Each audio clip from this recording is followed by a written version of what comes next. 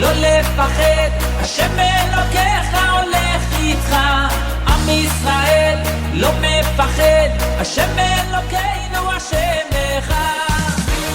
Bonjour à toutes et à tous et bienvenue dans votre émission du vendredi, l'univers de la Yeshiva. Ce matin, vous le savez, nous sommes veille de Yud Shvat, bien sûr, puisque cette année, dimanche soir, ce sera Yud Shvat. Qu'est-ce que c'est Yud Shvat ? En fait, en 1950, le matin de Shabbat, le 28 janvier, en cette date, le 6e rabbi de Lubavitch, Rabbi Yosef Yitzhak Schneerson de mémoire bénie, quitta ce monde. Le rabbi, donc le rabbi de maintenant, Rabbi Menachem Mendel Schneerson de mémoire bénie, en fut accablé de douleur des mois durant. Un torrent de larmes accompagnait la moindre de ses références à son beau-père. Bien que, bien sûr, il était le candidat naturel pour la succession, il a refusé d'accepter la position de rabbi pendant plus d'un an avant de céder aux supplications qui affluaient depuis tous les coins du globe pour assumer officiellement la direction du mouvement Chabad Lubavitch. Toutefois, il était clair que dès le début, il était déterminé à poursuivre l'œuvre de son beau-père, consistant à tendre la main à tous les juifs, quel que puisse être leur éloignement géographique ou même spirituel du peuple. Le 7 février, à peine 10 jours après le décès de Rabbi Yosef Yitzhak, le rabbi nomma le Rav Michael Lipsker comme son émissaire, Shaliach, pour les juifs du Maroc. Et cette institution d'envoyer des émissaires est sans doute l'apport le plus révolutionnaire du rabbi à la vie juive d'aujourd'hui. Il n'est pas exagéré de dire qu'elle a transformé le visage du judaïsme dans la seconde moitié du XXe siècle. Ce concept, c'est à la fois profond et simple. Le rabbi voulait atteindre tous les juifs du monde, pour les inspirer, pour accroître leur engagement dans le judaïsme. Mais atteindre chaque juif, c'est une tâche, on va dire même techniquement impossible à réaliser pour un être humain. Alors il a tout simplement levé une armée de jeunes hommes et de jeunes femmes, et il leur dit « Je vous nomme mes émissaires pour agir à ma place, lorsque vous serez là-bas, dans le New Jersey, dans l'Alaska, à Belo Horizonte au Brésil, en Sibérie, à Bruxelles, à Paris, partout. Ce sera comme si j'y étais moi-même. Comme si je donnais moi-même ce cours, comme si je cachérisais moi-même cette cuisine, ou comme si je conduisais moi-même ce seder de Pessah. » Un émissaire, un shaliach du rabbi, c'est un concept juridique dans la loi juive, par lequel une personne peut en désigner un autre pour effectuer une action à sa place. Le rabbi a pris ce concept de la Torah, l'a transformé en un appel et une mode de vie pour des dizaines, des centaines, des milliers de personnes aujourd'hui. Le rabbi n'a pas offert à ses émissaires le confort d'une action basée sur une obéissance aveugle à ses consignes. Il a insisté au contraire sur le fait que les programmes, les activités menées par un émissaire devaient découler de ses capacités, de ses inclinations personnelles d'une part, de ses besoins particuliers, de la situation de la localité d'autre part. Ça, c'était le leadership du rabbi. À même de combiner cela avec le fait que chaque émissaire est pénétré de la conscience qu'il ou elle agit en tant qu'extension de la personne même du rabbi, c'est ce qui a permis de triompher des difficultés qui auraient été bien sûr autrement insurmontables. Le rabbi avait un lien spécial avec ses émissaires. Lorsque son épouse la rabbinite a quitté ce monde en 1988, sa première demande c'était d'en informer ses enfants, les émissaires. Avant de quitter le 770, le jour où il subit un accident vasculaire cérébral en mars 92, il organisa son bureau habituellement recouvert de piles de livres et de papiers en laissant un seul objet. L'album en 3 volumes contenant les photos de ses émissaires. Le 17 janvier 1951. Le 10 Shvat 5711. C'est ce jour-là que le rabbi accepta officiellement la direction de Chabad Lubavitch en prononçant la traditionnelle dissertation chassidique, le Mahamar, lors d'un rassemblement marquant le premier anniversaire du décès de son beau-père. À cette occasion, le rabbi dit « Ici en Amérique, les gens aiment entendre des choses exprimées sous la forme d'une déclaration. De préférence une déclaration fracassante et provocatrice. Je ne sais pas si c'est la meilleure approche. Mais comme nos sages ont dit, quand on arrive dans une ville, on se conforme aussi à la coutume locale. Les 3 amours, l'amour de Dieu, l'amour de la Torah et l'amour de son prochain ne font qu'un. On ne peut pas différencier entre eux, car ils sont d'une essence unique. Et comme ils sont d'une essence unique, chacun se doit d'incarner tous les 3. Ceci est notre déclaration. Si vous voyez une personne qui a l'amour de Dieu mais manque d'amour de la Torah ou d'amour de son prochain, il faut lui dire que son amour de Dieu est incomplet. Si vous voyez une personne qui a seulement l'amour de son prochain, vous devez vous efforcer de la ramener à l'amour de la Torah et l'amour de Dieu, de sorte que son amour envers ses semblables ne s'exprime pas seulement dans la fourniture de pain aux affamés, de l'eau aux assoiffés, mais qu'il le rapproche également à la Torah et à Dieu. Lorsque nous aurons les trois amours ensemble, nous parviendrons à la délivrance. Et oui, car tout comme ce dernier exil fut causé par un manque d'amour fraternel, de même, la délivrance définitive et immédiate sera atteinte par l'amour du prochain. Lors de ce rassemblement, le Rabbi a établi également ce qui allait devenir la locomotive de ses enseignements et de ses activités. C'est notre génération qui a reçu cette tâche de mener à terme le but même de la création, que l'enseignement chassidique définit comme étant de faire une demeure pour Dieu dans le monde matériel. Notre génération, dit le Rabbi, c'est celle qui introduira l'ère de Mashiach, l'ère de la bonté, l'ère de la perfection, qui est l'aboutissement de l'effort de l'humanité de révéler l'image de Dieu dans laquelle elle a été créée.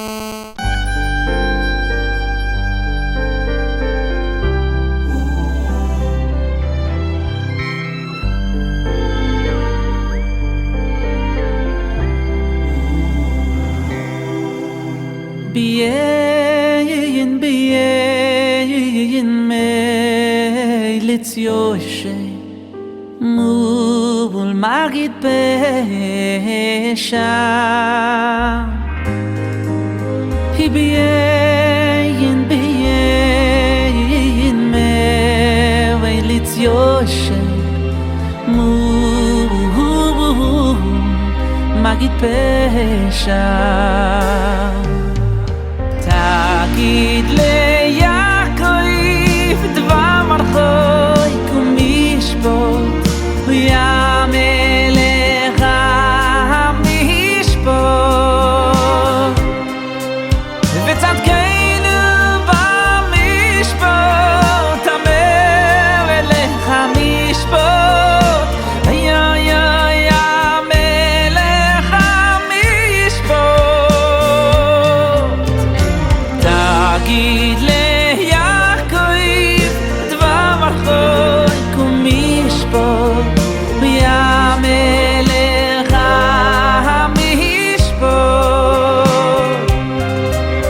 וצדקנו במשפט המלך המשפט המלך המשפט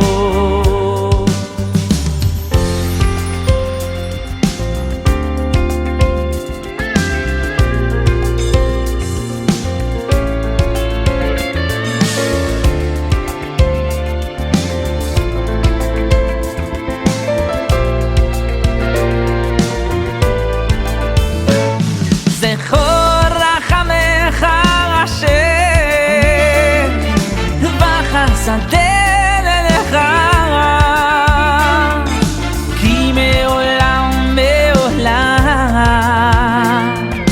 כי מעולם הממהימה זכור רחמך אשר בך סנדל אליך כי מעולם מעולם הממהימה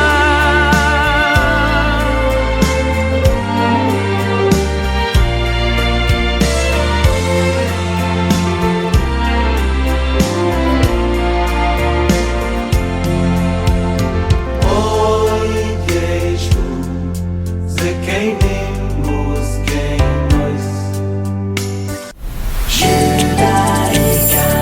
Retrouvez-nous sur radiojudaïka.be.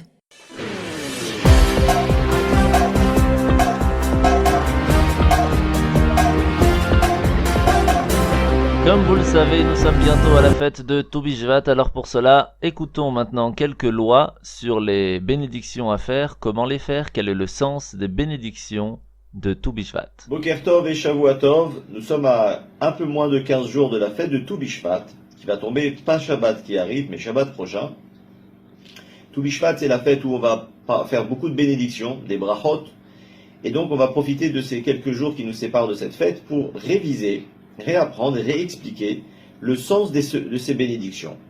Tout d'abord, les bénédictions qu'on fait, nous, dans le judaïsme, on peut les classer en trois catégories. il va y avoir ce qu'on appelle les brachot ha-nehenin, lorsqu'on tire un profit d'un objet, par exemple d'un fruit, d'un légume, d'un aliment ou d'un parfum. Il y a les brachot qu'on fait sur les mitzvot, lorsqu'on met le talit, lorsque les femmes allument les bougies du Shabbat, et les brachot de reconnaissance à Dieu, lorsqu'on fait la bénédiction de Shechianu, par exemple, pour un événement heureux. On va parler aujourd'hui et durant cette semaine de brachot qu'on fait pour la nourriture. Alors déjà, ces bénédictions, c'est très important de comprendre, elles nous changent la dimension de la nourriture. Sans manger, on ne peut pas vivre.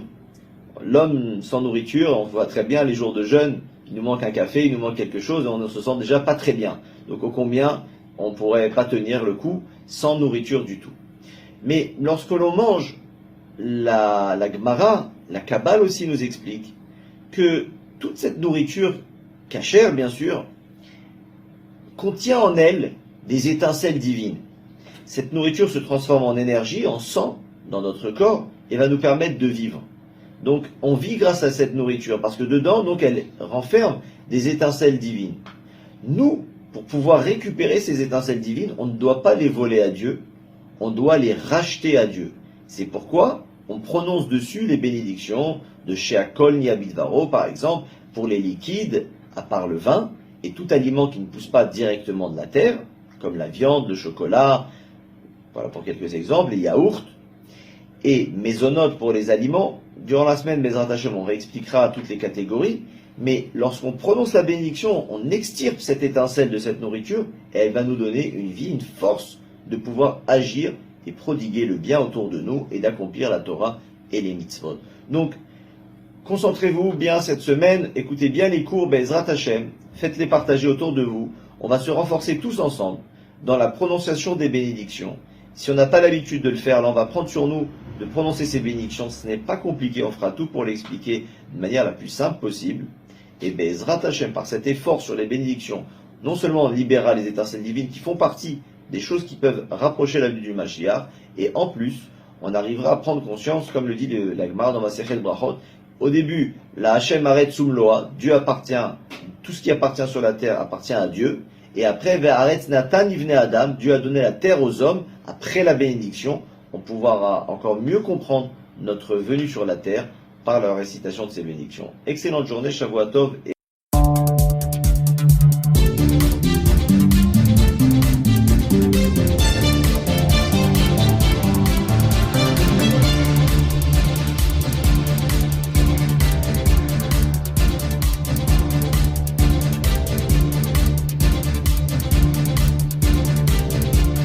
Nous revoilà sur Radio Judaïka. Alors, pour parler un petit peu des informations cette semaine, la dernière bien sûr en date, c'est Amona, les dernières heures. Après une journée pleine et une nuit d'affrontements, de violences et d'arrestations à Amona, la police a réussi à évacuer toutes les familles de l'avant-poste avant de s'occuper de la fermeture de la synagogue barricadée. Nous voulons que cela se termine pacifiquement et respecter la sainteté du site, a affirmé un des responsables de la police.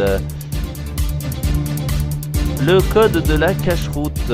Pour aller plus loin, nous avons besoin de vous, les consommateurs. Le projet de l'année 5777 en 2007, il y a dans le code de la cache-route 20 nouveaux surveillants rituels qui sont formés et employés, 10 conférences destinées aux femmes, des ateliers de cuisine, des DVD pédagogiques, etc. Ce gala annuel qui leur a permis de récolter assez d'argent pour une partie des fonds nécessaires à la réalisation de ces actions quotidiennes.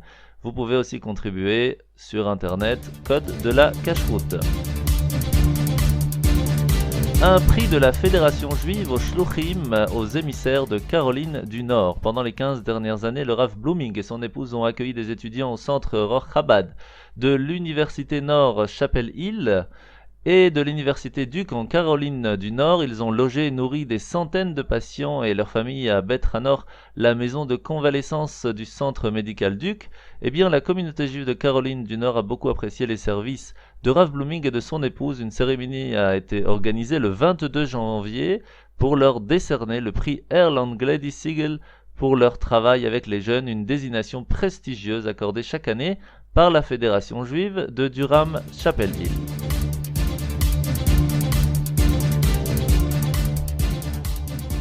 En Russie, maintenant, cet hiver, 5000 enfants juifs de Russie et d'Ukraine y ont été de nouveau invités à recevoir des vêtements, une initiative conjointe de la Fédération Chabad des communautés juives de Russie, dirigée par le Rav Yechiel Eckstein et la Fédération internationale des chrétiens et des juifs. Les vêtements sont distribués aux enfants de communautés juives qui ont des handicaps, qui appartiennent à des foyers monoparentaux, qui viennent des familles modestes, et lancée en 2012, l'initiative se déroule 2 fois par an. Grâce à l'appui continu des partenaires du projet, cet hiver a été la 9e étape de l'initiative dans 36 villes de Russie et 21 d'Ukraine. Rostov-le-Don, dans la plus grande ville du sud de la Russie, a participé à ce projet dès le début. Dans cette communauté, 140 enfants sont déjà aidés. Montréal, un événement qui est devenu annuel pour la Yeshiva Tomchet Mimim de Montréal. Les pères et les élèves de classe de Cheder, le Rav Yitzhak Menkies vient passer du temps à étudier avec leurs enfants. Tout d'abord, les élèves ont démontré leur capacité à comprendre un verset, à reconnaître différents préfixes, des suffixes, des racines des mots. Ensuite, les élèves et leurs pères ont répondu ensemble à l'écrit à des questions sur tous les chumashim étudiés pendant l'année.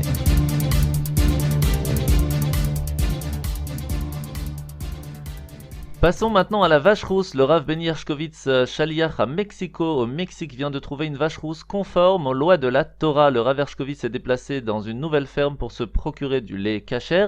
Il a expliqué au propriétaire de la ferme toutes ses exigences au terme de kashrut. Quelques minutes après avoir assisté à la traite, il lève les yeux et a littéralement été choqué de découvrir une vraie genisse rouge, mangeant de façon décontractée parmi d'autres veaux. Il n'avait jamais vu une génisse rouge auparavant et son cœur s'est mis à battre. Le commandement biblique d'utiliser une génisse pure et rouge dans le processus de purification avant d'entrer dans le Beth Amikdash à Jérusalem a rendu ces vaches extrêmement rares. Au cours des siècles de l'époque du Beth Amikdash, seulement 9 génisses rouges ont été utilisées pour les eaux de purification. Le 10e sera utilisé par Mashiach, donc c'est déjà une excellente nouvelle.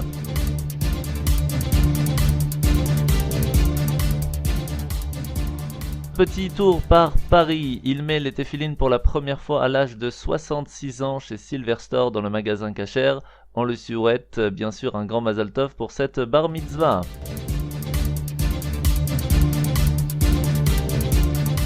En Ukraine, le Rav Meir Ashkenazi visite la fabrique de matzot de Dnipro. Et bien sûr, pour cette nouvelle fête de Pessah qui arrive cette année, nous recevrons Bezrat Hashem dans notre ville de Bruxelles aussi toutes les matzot prévues à cet effet.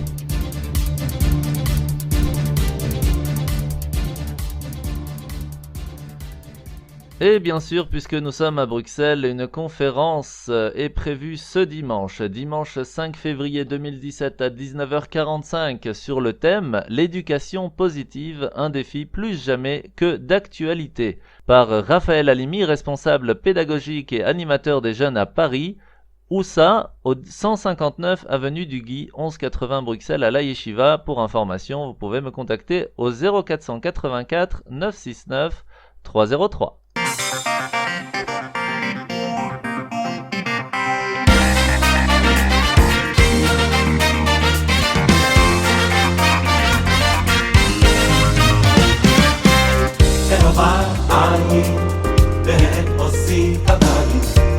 וכהרף עין דעתו מנין אהובה עין והרף עושים עדיין ואמרי וכהרף עין דעתו מנין אהובה עין ועושי דדיין וההוי וכהרף עין דעתו מנין אהובה עין ועושי דדיין וההוי וכהרף עין דעתו מנין Dago minayi Dago minayi Dago minayi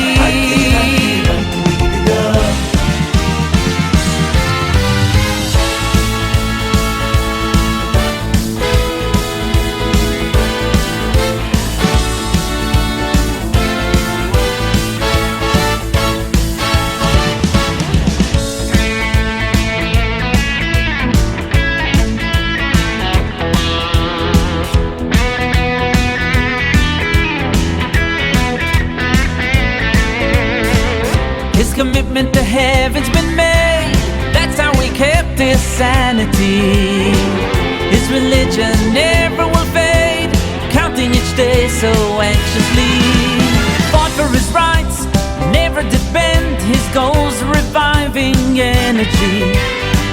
His reward to come at the end, rejoice in his land in ecstasy. Yossi survived, he's free now. He's pleading to you and me now.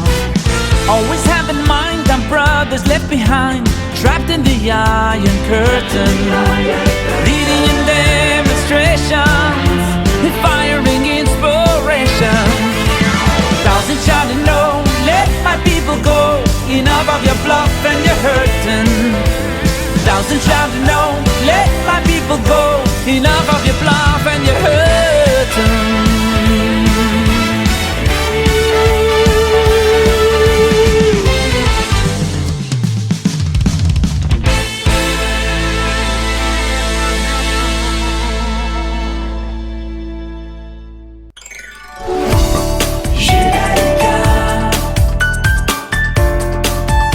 Judaïka, 90.2 FM.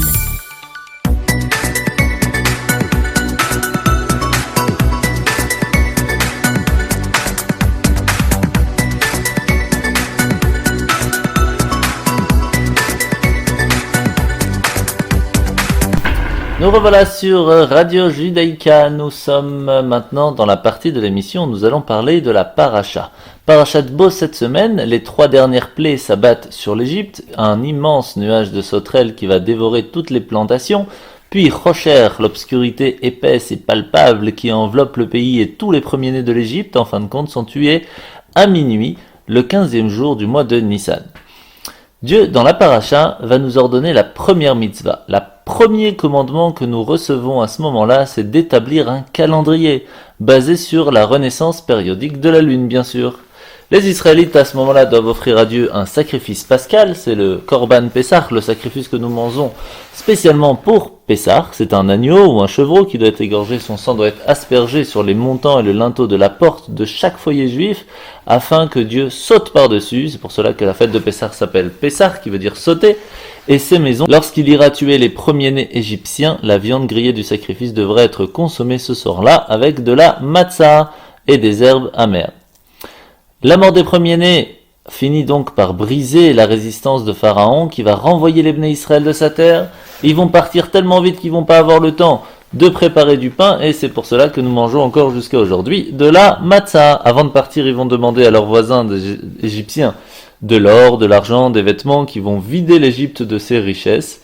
Et même avec ça, ça suffira pas pour payer ces 210 ans d'esclavage.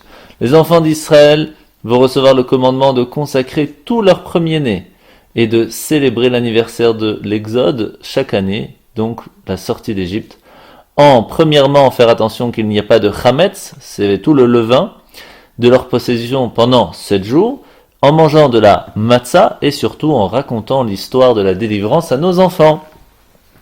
Et ça nous est aussi commandé de porter les téphilines, téphilines du bras, téphilines de la tête, chaque jour, sauf bien sûr le Shabbat et les jours de fête. Tout cela pour se rappeler que nous sommes sortis d'Égypte et l'engagement que nous avons pris à ce moment-là envers Dieu de l'écouter et de faire ses commandements. Maintenant, je vais laisser à tout le monde de pouvoir écouter la partie de Yeladim, cette partie où on explique plus facilement pour les enfants une partie de la paracha, c'est très sympathique et c'est aussi sympa pour les adultes. Alors à tout de suite.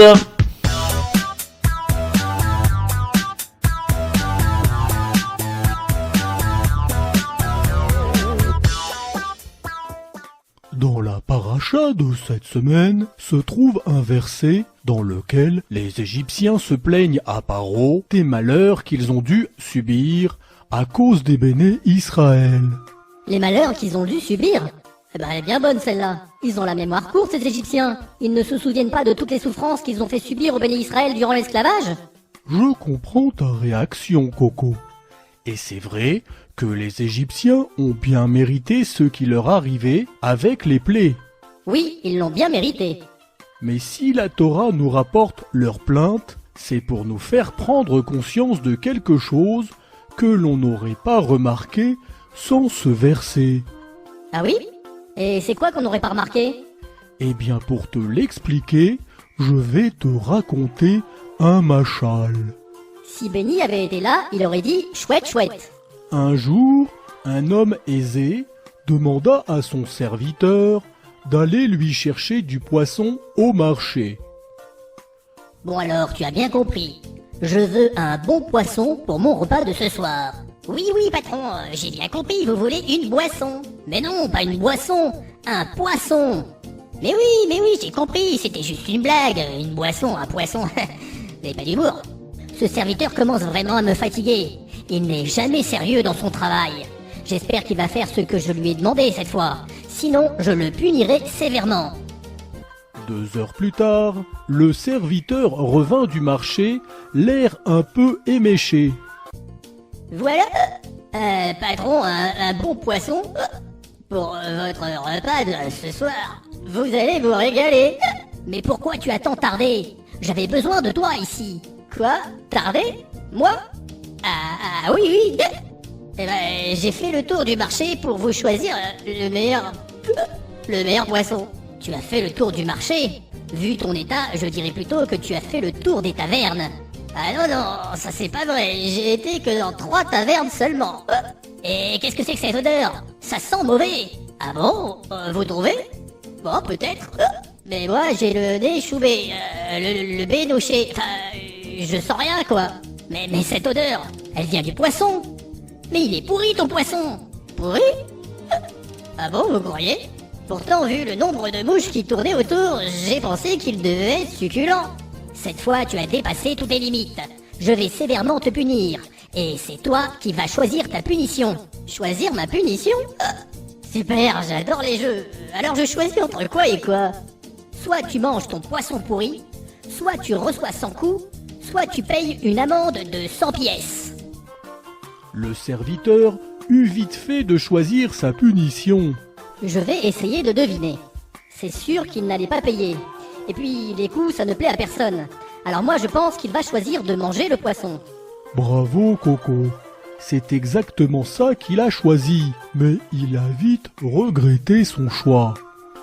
Vous parlez d'une punition. Manger un bon poisson, c'est plutôt une récompense. Alors mange. C'est vrai qu'il a une drôle d'odeur quand même. Mange. Et puis, il a aussi une drôle de couleur, non? Mange. Bon bah alors, je vais le manger. Alors, il se mit à le manger. Au début, c'était supportable. Mais très rapidement, il ressentit un profond dégoût. Et arrivé à la moitié du poisson, il n'en pouvait plus. Non, j'en peux plus. Il est trop mauvais ce poisson. Il pue. Et toi, tu voulais que je le mange, ce poisson pourri? Pardon, patron. Donnez-moi des coups, frappez-moi. Ce sera toujours plus supportable que de manger cette horreur. D'accord, tu vas recevoir les coups. Mais c'est pas moi qui vais te les donner. Ah oui? Et c'est qui? C'est Bruce. Ah non, pas Bruce. Bruce? Mais c'est qui, Bruce? C'était le garde du corps du patron. Une brute épaisse.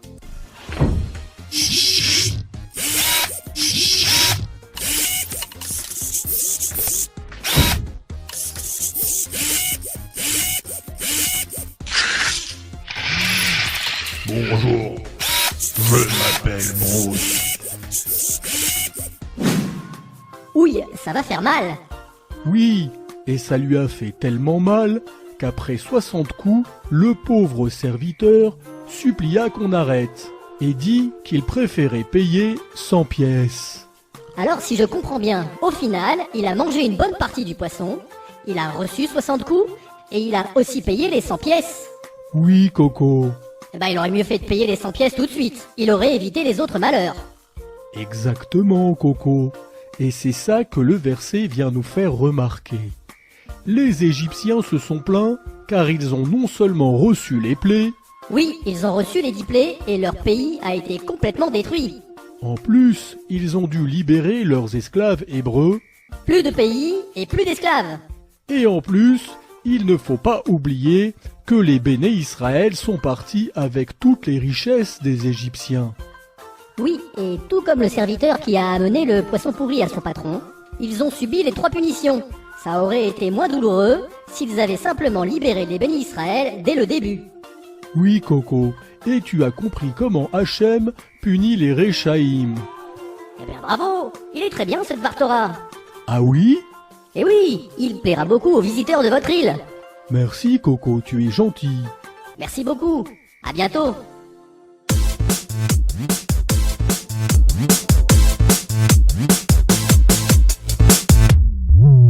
Je prends mon talit et je prie à voix basse. Je viens sans armes et sans gloire.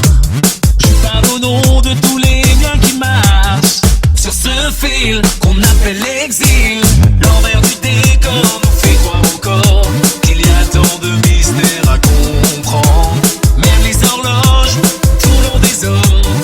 À nous de crier plus fort. Combien de larmes, combien de douleurs nous ont brisés jusqu'au plus profond de nos cœurs. Combien de temps encore avant l'instant où tu feras résonner la fin des temps.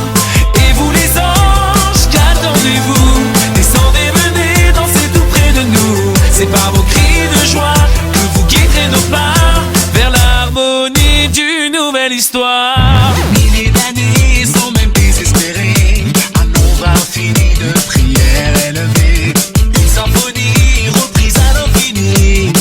Ouvre ton cœur, entends nos pleurs, l'humanité entière émerveillée de ta grandeur, ton amour, ta bonté. C'est toutes les nations qui chanteront ton nom. À nous de crier plus fort. Combien de larmes, combien de douleurs nous ont brisés jusqu'au plus profond de nos cœurs. Combien de temps encore avant l'instant où tu feras résonner la fin des temps. Et vous les anges, qu'attendez-vous? Descendez, venez danser tout près de nous. C'est par vos cris de joie que vous guiderez nos pas vers l'harmonie d'une nouvelle histoire.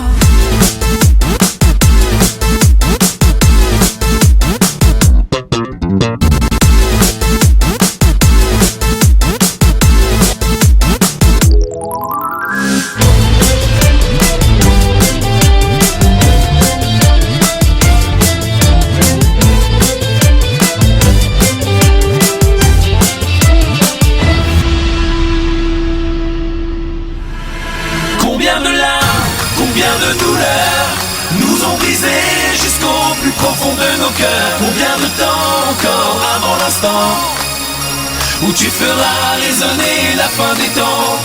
Et vous les anges, qu'attendez-vous? Descendez, venez danser tout près de nous. C'est par vos cris de joie que vous guiderez nos pas. Combien de larmes, combien de douleurs nous ont brisés jusqu'au plus profond de nos cœurs. Combien de temps encore avant l'instant où tu feras résonner la fin des temps.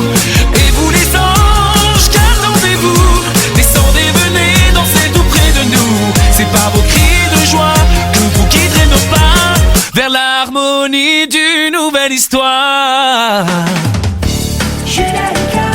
Écoutez le changement.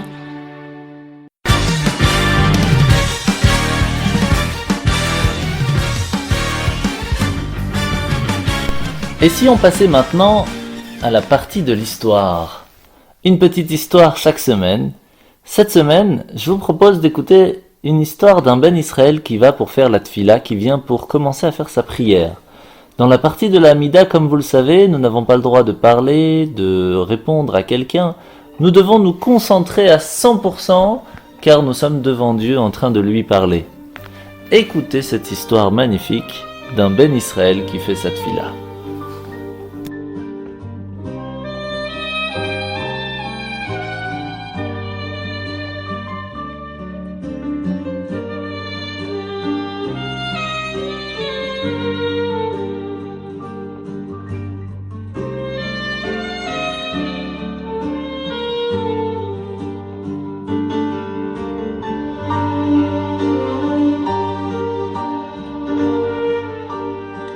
Ben Israël était un jour en chemin quand arriva l'heure de la tfila.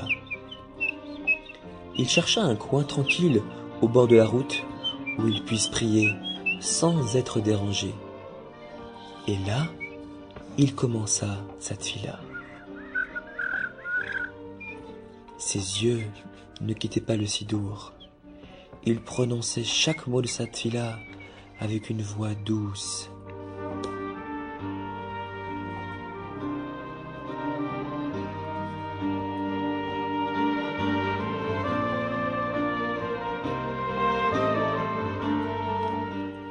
Il était clair que cet homme savait devant qui il se tenait, devant le roi des rois, devant Hachem.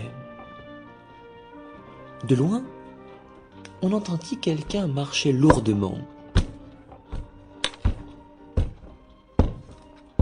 L'homme qui priait était si absorbé par sa Hamida qu'il n'entendit pas le bruit des pas. Il ne se retourna même pas un instant pour voir l'étranger qui s'approchait de lui. Il ne semblait pas conscient de ce qui se passait autour de lui. Rien ne le faisait bouger de sa tfila.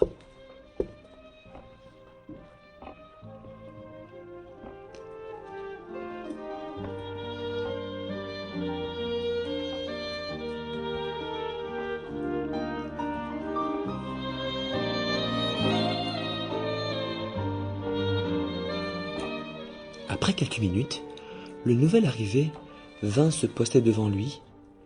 L'étranger l'examina. Il observa chacun de ses gestes. Et il était très surpris de voir un homme qui ne remarquait pas que quelqu'un se tenait devant lui, tel un sourd ou un aveugle. Cet étranger était un personnage très important. Il détenait un poste très élevé. Il était un ministre non juif. Et il avait l'habitude que tout le monde le craigne. Il tenait à se faire saluer. Il se mit donc bien en face du Ben Israël et le salua à haute voix. « Bonjour, étranger !» Cette fois, il était sûr que l'homme étrange le regarderait et le saluerait à son tour. Mais il n'en fut rien, à sa grande déception. L'homme continuait à se balancer légèrement et à murmurer des syllabes étranges.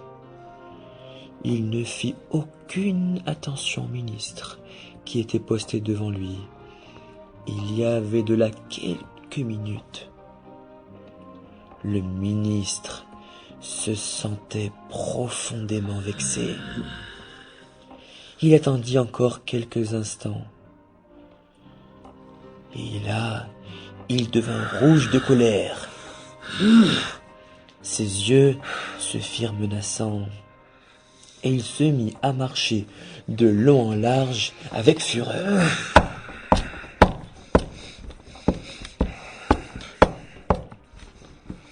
Mais le Ben Israël poursuivait sa tfila comme si de rien n'était, avec la même ferveur et la même voix douce.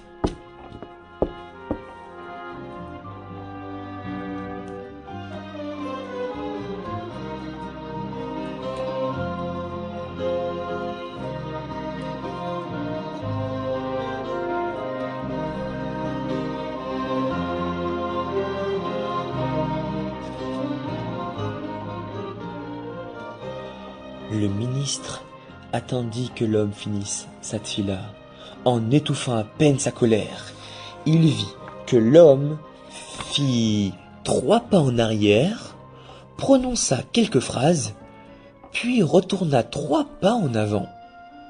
Et alors, seulement, à la fin de sa tfila, ses yeux se posèrent sur le ministre. Le regard calme et serein du tzaddik croisa celui menaçant et brûlant de colère du ministre. Le non-juif lança des insultes blessantes et des reproches violents aux juifs qui avaient osé ignorer si longtemps sa présence. Les cris du ministre résonnèrent dans le calme de la nature. « Insensé !» hurla-t-il. « Pourquoi ne m'as-tu pas salué? Tu n'as pas peur de moi? Et si j'avais dégainé mon épée, qui t'aurait sauvé? Il criait, mais l'homme restait aussi calme qu'avant. Les insultes et les menaces du ministre ne semblaient faire aucun effet sur lui. Il attendit que le ministre ait déversé toute sa colère, et alors il tâcha de l'apaiser. « Oh, ne vous fâchez pas, monseigneur. Vous me comprendrez, j'en suis sûr, dès que je me serai expliqué. » Le ministre s'attendait à de longues excuses, mais il n'entendit qu'une question adressée à lui. « Vous est-il arrivé de parler au roi et de rencontrer juste à ce moment-là un ami? Auriez-vous osé alors saluer cette personne au milieu de votre conversation avec le roi? » Quelle question! Je ne me serais jamais permis de saluer un ami quand je parle au roi. Et que ferait-on à l'homme qui oserait le faire? Dites-le-moi. Les gardes du roi le mettraient à mort aussitôt. Comprenez-vous ce que vous avez vous-même prononcé? Comment pourrais-je, moi, m'interrompre au milieu de ma tfila pour vous saluer, alors que je parle au roi des rois, au Tout-Puissant, à Hachem? Le ministre fut très impressionné par les paroles de l'homme. Il admit que le Ben Israël avait eu raison de ne pas le saluer, et il le laissa poursuivre son chemin en paix.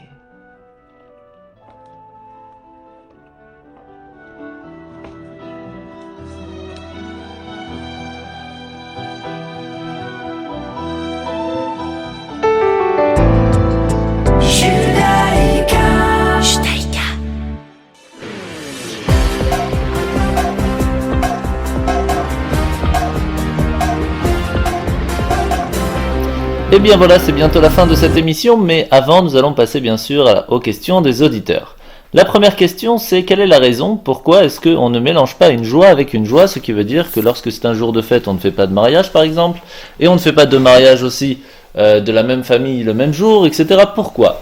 La raison est simple, parce que on ne peut pas avoir le cœur joyeux pour deux choses en même temps. C'est très difficile après de savoir où mettre son cœur. C'est pour cela que les Chachamim, les sages, nous ont dit dans la Mishnah Moed Katan que quand c'est un jour de fête, on ne fait pas de mariage, et lorsqu'il y a un mariage dans la famille, on ne le fait l'autre que le lendemain. Une question maintenant par rapport à la Haskara, par rapport au Yortzeit. Imaginons qu'une personne est partie de ce monde en Hadar, le mois de Hadar. Si l'année qui est juste après a 2 mois de Hadar, est-ce qu'il faut attendre 12 mois ou 13 mois? Alors la réponse, elle est qu'il faut attendre 13 mois, parce qu'il faut attendre la date exacte. Par contre, si on veut faire après 12 mois, c'est bien aussi de faire le Kaddish à ce moment-là.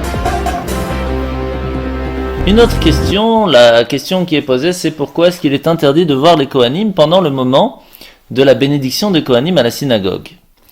Et qu'est-ce qui se passe si on regarde? Alors la réponse, elle est que lorsque les Kohanim étaient dans le temple, eh bien ils utilisaient le vrai nom de Dieu pour faire la bénédiction, ce qu'on appelle le Shem HaMeforash.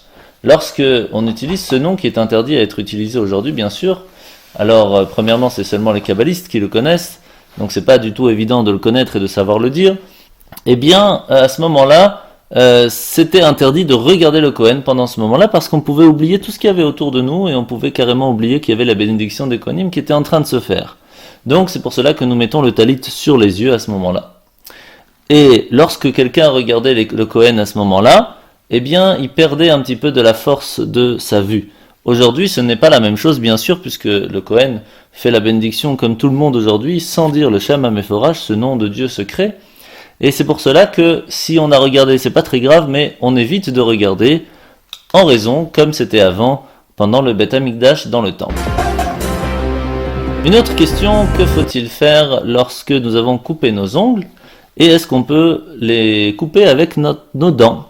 Alors premièrement, comme vous le savez, dans le Shulchan Aruch, dans le livre des lois, au Siman Dalet, donc c'est au chapitre 4, Seif 19, c'est expliqué qu'il faut absolument laver ses mains après que nous nous sommes coupés les ongles. Bien sûr, les ongles, il faut surtout pas les jeter, il faut tout de suite ou les brûler, ou les enterrer, ou les jeter aux toilettes. Mais surtout, bien se laver les mains après, avec le keli, donc avec le récipient, une fois à droite, une fois à gauche, une fois à droite, une fois à gauche, etc., comme on fait lorsqu'on se lève le matin. Pourquoi ? Parce que ça peut arriver qu'une personne sente des frayeurs, sans savoir pourquoi il est effrayé, pendant la journée où il s'est coupé les ongles s'il ne s'est pas lavé les mains. La même chose si on l'a fait avec les dents. C'est pour cela qu'il faut faire attention, lorsqu'on se coupe les dents, de bien se laver les mains juste après. Une autre question d'une maman qui pose la question, comment, d'après la Torah, est-ce qu'on a le droit de continuer à allaiter son enfant après qu'elle ait 2 ans ? En sachant que c'est écrit dans un endroit dans la Torah que c'est bien d'arrêter à 2 ans. Alors, il faut savoir que d'après la Torah, on peut aller jusqu'à 4 ans, mais il faut quand même une condition. La condition, c'est qu'elle ne s'est pas arrêtée d'allaiter pendant plus de 72 heures. À partir de ce moment-là, on peut continuer. S'il y a eu un arrêt de plus de 3 jours, à ce moment-là, on arrête l'allaitement complètement après qu'il ait 2 ans. Une autre question, une personne qui étudie un petit peu de temps en temps et qu'elle aurait voulu faire avec son stabilo, donc fluoter des endroits dans le livre de Torah. Est-ce que c'est permis ? La réponse est oui. Lorsque c'est pour étudier, on peut écrire sur le livre, on peut fluoter, il n'y a aucun souci. Bien sûr, pas pour faire des dessins, mais pour fluoter les endroits que nous avons envie d'étudier. Une question d'une personne qui se trouve en vacances et qui veut savoir comment faire pour se laver les mains avant de manger du pain. Comme vous le savez, c'est pas que à Shabbat, on doit se laver 3 fois à droite, 3 fois à gauche les mains avant de manger du pain. Et si on n'a pas d'endroit, on n'a pas d'évier, on est sur la route, on s'arrête à un endroit. Alors tout simplement, vous prenez votre bouteille d'eau, et bien vous vous lavez les mains 3 fois à droite, 3 fois à gauche, et vous pouvez directement faire que l'eau se jette par terre dans l'herbe, il n'y a aucun souci. À partir du moment où on s'est lavé les mains, tout est bon.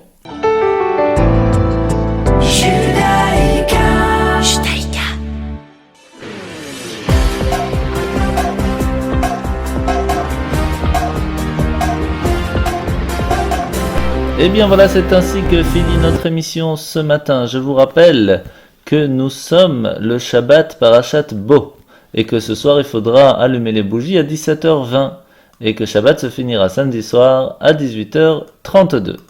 Je vous rappelle que nous sommes à la veille de Yutshvat, que vous êtes bien sûr tous et toutes invités à cette conférence qui se tiendra à la Yeshiva à l'avenue du Guy au numéro 159, conférence ce dimanche 5 février sur le thème de l'éducation positive, un défi plus que jamais d'actualité. Et ce sera fait par Raphaël Halimi, responsable pédagogique et animateur des jeunes à Paris, et vous êtes bien sûr invités gracieusement à venir à la Yeshiva pour en profiter. Je vous souhaite à toutes et à tous de passer un très très bon Shabbat, et bien sûr nous nous retrouverons la semaine prochaine, et nous serons bien sûr la veille de Tu Bishvat.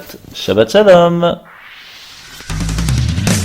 עם ישראל, לא לפחד, השם אלוקיך הולך איתך. עם ישראל, לא מפחד, השם אלוקינו השם אחד.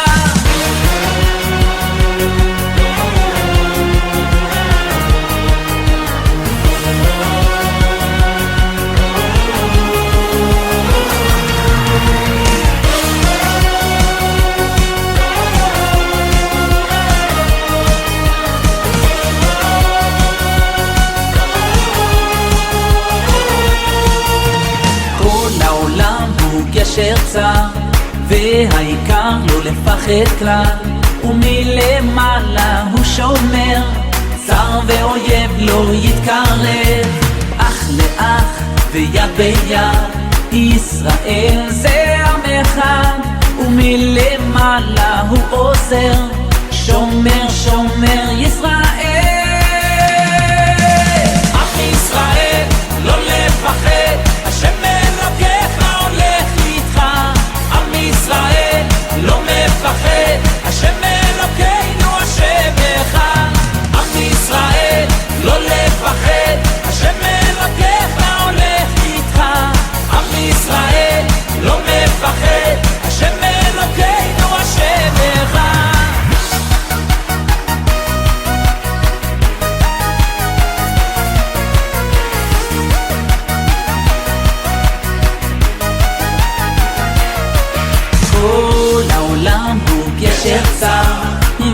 העיקר לא לפחד כלל, ומלמעלה הוא שומר, צר ואויב לא יתקרב. אח לאח ויד ביד, ישראל זה עם אחד, ומלמעלה הוא עוזר, שומר שומר ישראל.